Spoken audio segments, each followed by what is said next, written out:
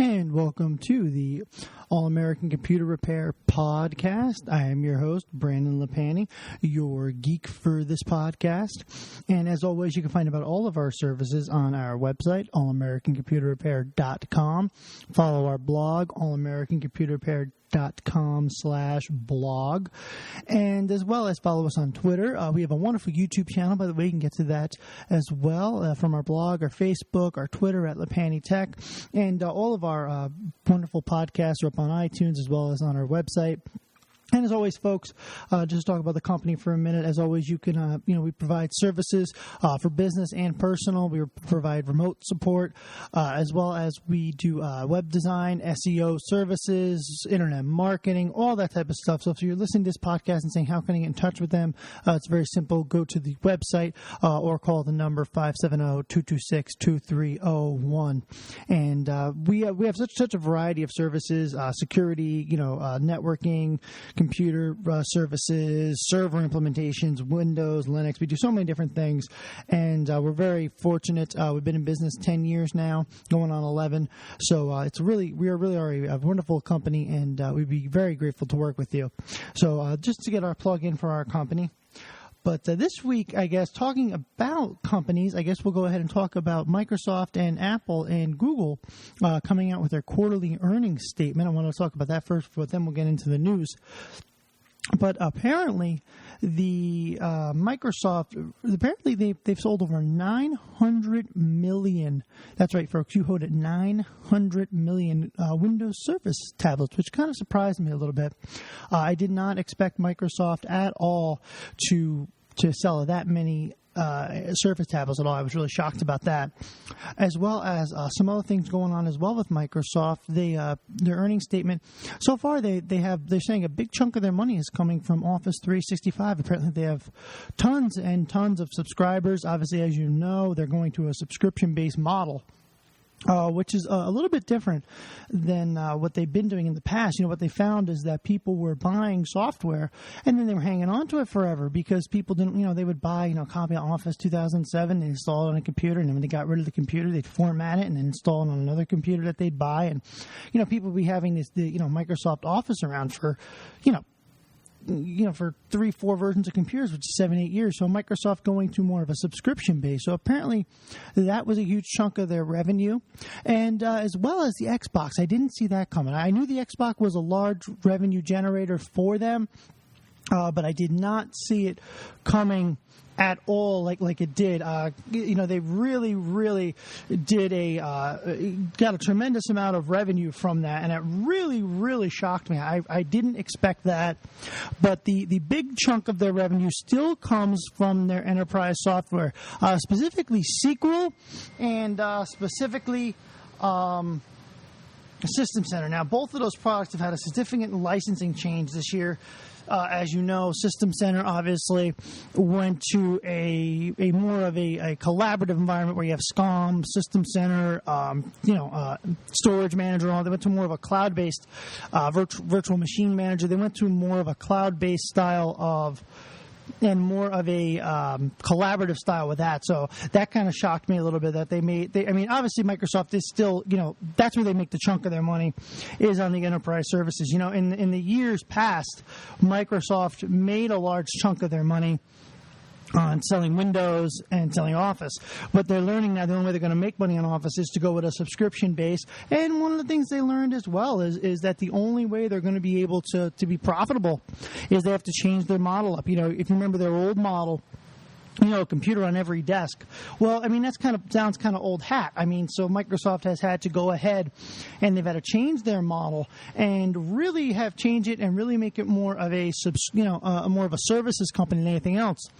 The other thing that shocks me here as I'm reading this earning report was the fact that Microsoft apparently made a huge chunk of cash from their cloud-based enterprise services. Now, when I say cloud-based, System Center, they're calling it the cloud-based environment. What that means is that, you have one server that does everything, virtual machine manager, storage manager, everything.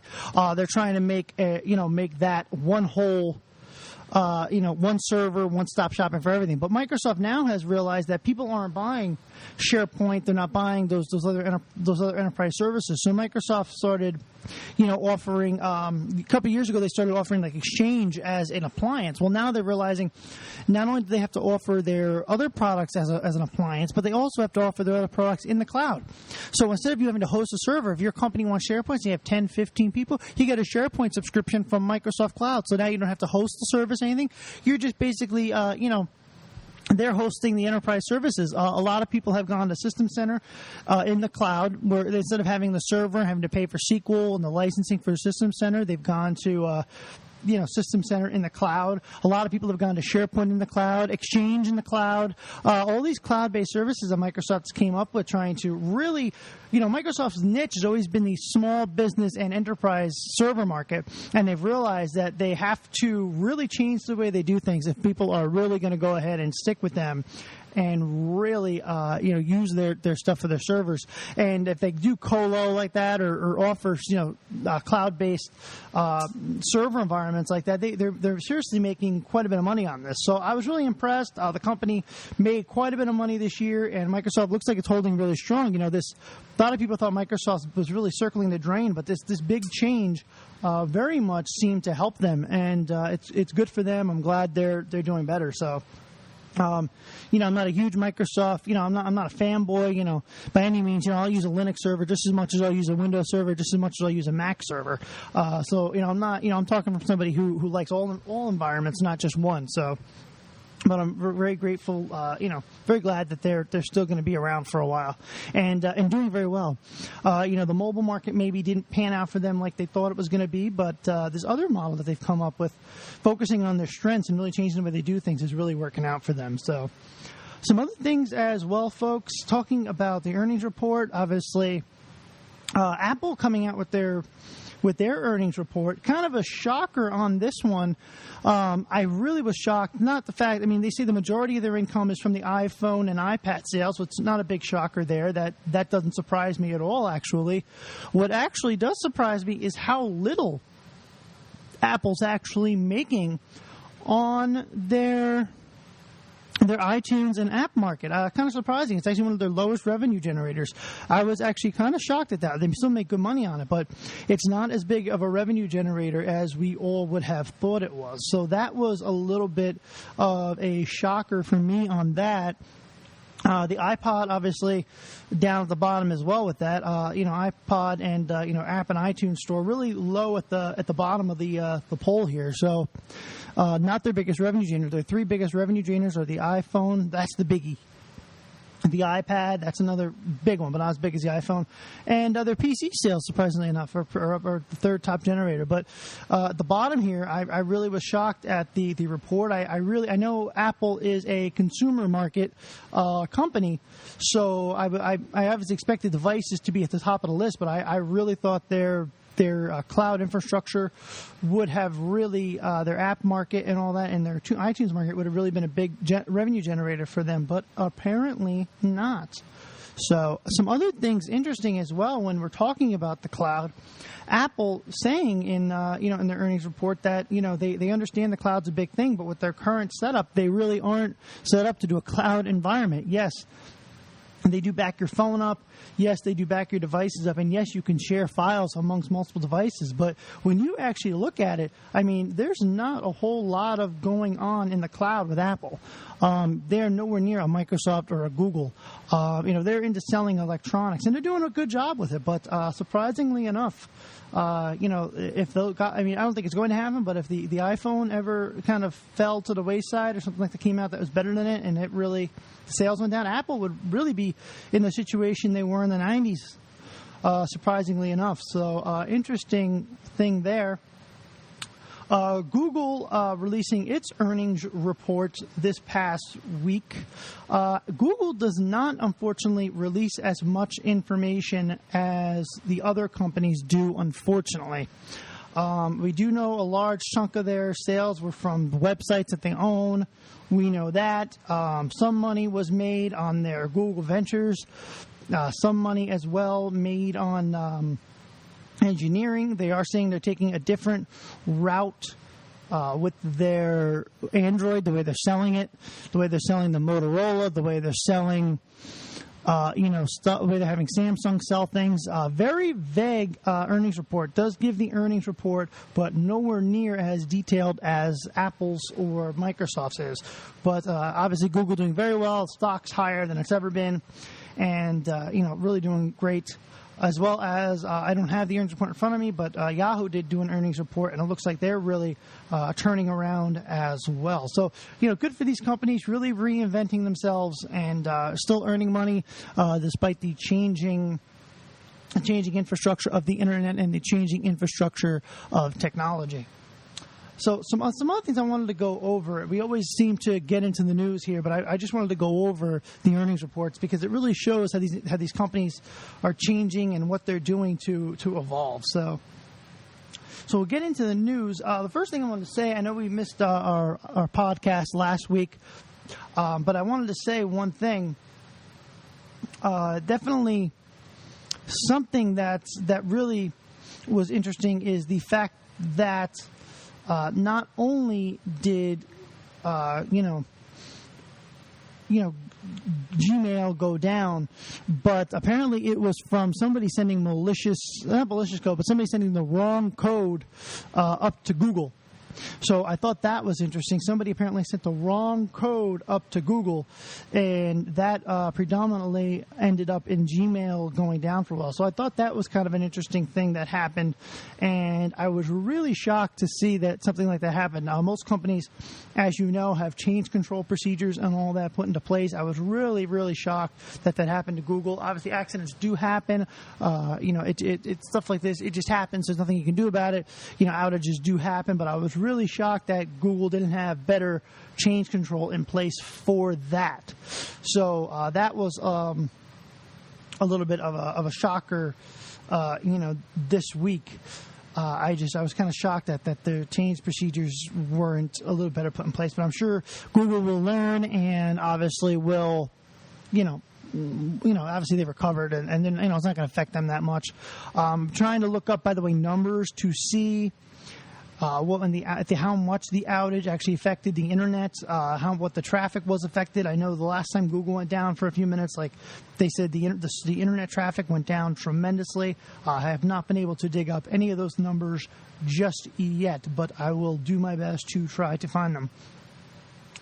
So, as we all know, we've talked about this before. Michael's store still investigating the possible data breach, which apparently this is 1,250 craft stores across the United States, and it's still investigating the security breach.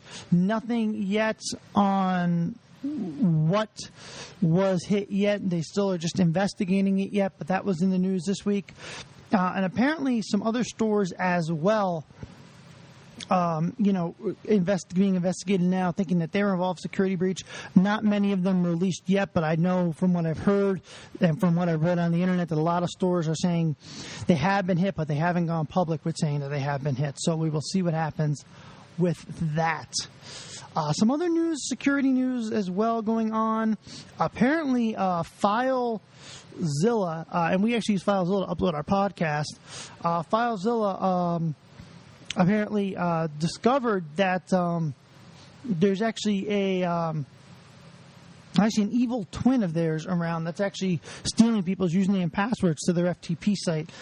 That was, in the news. That was on Slashdot. Malicious modified versions of the popular FTP application FileZilla look and act like the real thing, but include extra code that steals the login data by users and sends it to an unauthorized server using the same FTP operation launched by the user without going through the firewall that might spot what's going on.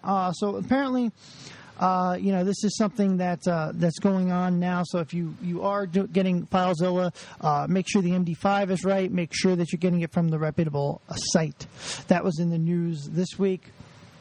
OneDrive obviously is Microsoft's rebranded name for SkyDrive. That was released not too long before their earnings report was released, but apparently them obviously they had to get rid of SkyDrive obviously because it was a patented name. Really curious as to why nobody knew that was a patented name before Microsoft put it on every single product they had, including their phones and computers and all that. So kind of shocked with that Microsoft didn't check that, but apparently now they have rebranded and are now calling it OneDrive. So that was news as well on Slashdot this past week. But again, Microsoft, that was one of the big losses they've taken under the Obama administration. Actually, now that they have a new CEO who was appointed, hopefully things like this won't happen and Microsoft won't lose money, like this, because this is really, that's really a major loss for Microsoft, having to spend money to rebrand everything. I'm really surprised Microsoft let that happen. Their cloud storage renamed to OneDrive. Obviously this follows the news of trademark infringement by the British Sky Broadcasting Group. Last year, SkyDrive branding, Microsoft had to go ahead and change it, and now obviously Microsoft taking a huge loss on that. So, news there from Microsoft. Obviously, a lot of money being spent that didn't need to be, and I'm sure that's one of the reasons why Ballmer, really wanted to leave, because I'm sure a lot of people are very upset with him on that. I have even heard reports that apparently Bill Gates apparently is going to keep a very close eye on the company, a lot closer than he's been over the last couple of years because of everything going on and stuff going on with Microsoft. So Dell announcing today a partnership with MakerBot to offer replicator 3D printers and scanners. That was in the news this week. Apparently, it's going to be available February 20th. So coming up here, maybe you might want to buy that for a late Valentine's Day for your Valentine, which is coming up I believe this week. So that was in the news as well. Some other news as well. Public libraries tinkering with offering maker spaces. This was in the news. Obviously, the public library system, something that's the public library. Obviously, I still use the public library. I still like to read books, but I have a feeling that that's something they're going to have to really figure out and really reinvent the whole public library system as books become more and more digital. I think it's still a ways down the road yet. I still see the library, especially at the school districts and all that, very, very busy. But I have a feeling as years go on, that whole model might start circling the drain. But public libraries are starting to build labs that let patrons experiment with arts, crafts, science, many of them associated with the maker movement. It's a way of bringing this technology and training to those without money or time to join the market space or buy the gear themselves. Extends the mission to libraries, education, and this is a way of drawing in people to actually use the libraries again. Very good idea, and like I have said, they do have to reinvent, and that whole is part of them, the library system, really trying to reinvent the way they do things. Because they have no choice. They really have to. The public library system is really struggling a little bit. Bitcoin exchange CEO arrested for money laundering. That was in the news. I'm not going to go really into that story because it is a little bit kind of old news, but that was in the news as well. Google, obviously, we were just talking about their earnings report, but they're apparently by a UK startup. DeepMind, that was actually all over the place, but apparently Google acquisitioning another company. TechCrunch reported that it's a London-based artificial intelligence company named DeepMind, and the information, not a lot of information released, but apparently north of $500 million they spent to actually go ahead and purchase the company. So that was in the news as well this week. A lot of these companies really wanting to get purchased. People are starting startups now just to get bought by, Google or Facebook or Microsoft, any of these big companies. There's a lot of that going on right now. So apparently a hacker stole law enforcement documents from Microsoft. That was in the security news this week. Microsoft said that the attackers breached the email accounts of a select number of employees and obtained access to documents associated with law enforcement inquiries. According to the company, a number of Microsoft employees were targeted with attacks aiming to comprise both email and social media accounts. So Microsoft obviously feeling the hack there. Obviously, surprisingly enough, that didn't make a lot of mainstream news. I was actually kind of surprised. That one kind of got buried, that particular story. Open source AMD driver now supports OpenGL 3.3. That was in the news this week as well. Kind of an interesting thing, there was apparently Apple released some information talking about how 80% of Apple mobile devices are now running iOS 7. I don't know if most people know, there actually is an issue right now with the iPhone where it's actually white screen or black screen. You have to reboot the device. Apparently there's going to be a fix out for that very soon. Apple has not released it yet, but they have said they are working on it, and they were going to get it out as soon as possible. So they are working on that. But if you are having an issue with your phone, that's probably what it is. So just hang in there, and they are going to release an update very soon. Google and Samsung obviously striking a global patent license deal. That was in the news as well. Obviously, the two companies have been battling for quite a while, and now they have actually come to an agreement. So that was news this week as well. Google obviously also dealing with a lot of antitrust stuff over in Europe, and they're really struggling with that a little bit as well. But they have actually gone and, I believe, worked all that out as well. So, and I believe Google might actually make money on that whole situation because they actually are going to be allowed to charge for certain searches. So we'll see how that goes, as time progresses. But that was in the news this week as well. Spotify actually feeling the effects of Beats. They've actually been trolling Twitter and trying to win back users. They've actually been offering special offers and actually tweeting people that are hashtagging like the Beats hashtag and stuff, trying to really win people back. I don't think Spotify is going anywhere, but they are definitely very worried about this whole brand recognition with the Beats product. So that was something that they were doing as well. It was a little bit of old news as well. They were saying that people spying on people that play Angry Birds to get their information, they're tracking people and all that type of stuff. I think it was blown a little out of proportion. As you know, when you use a Facebook app, when you use the Facebook app on your phone, you have to allow them access to certain things like your text messages and certain location information and things of that nature. Angry Birds kind of doing the same thing. I think kind of got a little blown out of proportion. I'm not saying that because you're playing a game they need to, but my point is a lot of people don't realize when you're using apps like Facebook and all that, they're looking at your text messages, they're looking at all that, and you agree to it, by the way. When you install the app, it'll say, to do this specific feature, Facebook needs access to this, and you have to hit OK. So I think it's kind of one of those things where I think it got blown just a little bit out of proportion. So Apple apparently is saying that they're going to build a mobile payment system. That, by the way, that's a rumor right now. I hate to really get involved with the rumor mills. Most people know they've listened, but apparently Apple's saying that's what they're working on. That was actually in the Wall Street Journal. Not a lot of information on it yet, but apparently they're trying to compete with Square and PayPal. They're really trying to work with this. Apparently, iTunes has over 400 million accounts with credit cards. They're going to build what they're saying. They're going to build off of the Passbook app that they have and really try to capitalize, especially since companies like Dunkin' Donuts or Starbucks are so much ahead of them with this type of stuff. So they are really working on that. Crypto bit ransomware that scams for random money with fake decryption keys.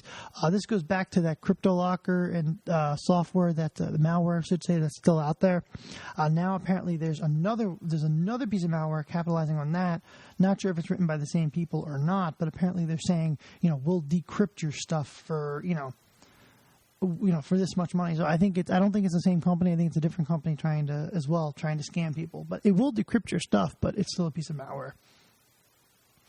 Foursquare obviously had a vulnerability that exposes 45 million users' emails. They are working on patching that. If they haven't done it yet, I haven't seen an update yet on the story, but I believe they are working on patching that. Some other things as well. Mozilla Thunderbird vulnerability allows hackers to insert malicious code into email and then send them. This is going to happen more and more with Thunderbird. Obviously, as you know, Mozilla not supporting Thunderbird anymore, and I think it's going to become more and more of a problem with Thunderbird getting picked apart because they're not making updates for it. They're not supporting it anymore. It's basically just like using an unsupported operating system. So I think if you are, using Thunderbird, I think you should seriously look into moving to something different. Whatever you would like to. There's tons of free email clients out there. There is, obviously, Microsoft has a subscription-based service now. You can get actually Outlook, all that type of stuff. So definitely change off it because, like I said, they're not supporting it anymore. So it's really going to be, I really think, slowly going to start getting picked apart here slowly. FBI, by the way, seizing an entire database of Tor mail services, using it to catch criminals. That was in the news this week as well. Google actually announcing its largest $2.7 million reward for hacking Chrome OS at Pwn2Own contest. That was in the news that was in the security news as well this week. Yahoo obviously fixing critical vulnerability in execution, but it's one of those things where, Yahoo just got their email hacked and they're telling everybody to change their email. So I don't know how much faith I put in Yahoo security. I mean, it is getting better, but I'm still not completely convinced just yet. IBM, by the way, IBM's PC Junior turned 30 last week. Obviously, we didn't have a podcast last week because I was ill, but that was in the news this week. Some big news. Apparently, the Super Bowl was streamed for free on Fox website and through the app. Definitely, they're saying Fox really getting revolutionary with the way they're delivering content now. A lot of these media providers are realizing that they have no choice; they have to change, adapt or die. We talked about, there was a blog post we had up on our blog about 74,000 data records breached on stolen Coca-Cola laptop. That was in the news. Apparently, the White House deleting information regarding some blog posts they had put up that people didn't agree with. That was in the news this week. So some other news as well. HBO reveals a teaser trailer for a new Silicon Valley sitcom. Not exactly sure what that's all about just yet, but that was up on Mashable today. I'd be very curious to see what they're going to do with that. That's something I probably would watch. Some other things as well. Google obviously being forced to post privacy warnings on their French website. That was in the news this week as well. Just a lot of stuff. A lot of stuff going on with privacy with Google and Facebook lately. It's a really hot topic, and I think it's going to really continue for quite a while as far as this privacy piece really goes. I don't think, there's definitely just not going to be an end to it right now, especially with everything going on right now. I think it's just really one of those things where, privacy is only going to get, bigger and bigger of a topic as things go along. And talking about, we're not talking about privacy, but switching gears here for a second, by the way, just so a lot of people know, apparently the new season of House of Cards starts this week. The trailer is up on Netflix for those of you that are interested. It actually looks really good. I actually got hooked on the show myself. I strongly recommend, if you like political dramas, if you like The West Wing or anything like that, I would seriously recommend going ahead and watching it. It actually is worth watching. It actually is a really, really great show, and it's the first online show to ever win an Emmy Award, so it actually is quite interesting. And as you guys know, it stars Kevin Spacey, Robin White, Kate Mara, and a lot of really all-star cast. It actually is a really wonderful show, and I strongly recommend if you really want to see a good political drama, it definitely is worth it. So I want to thank everybody for listening. And we will see you next week. As always, you can catch all of our services on our website, allamericancomputerrepair.com. Hit me up on the Twitter at LaPandyTech. And like I said, thank you for listening. And as always, we will see you next week. Thank you very much.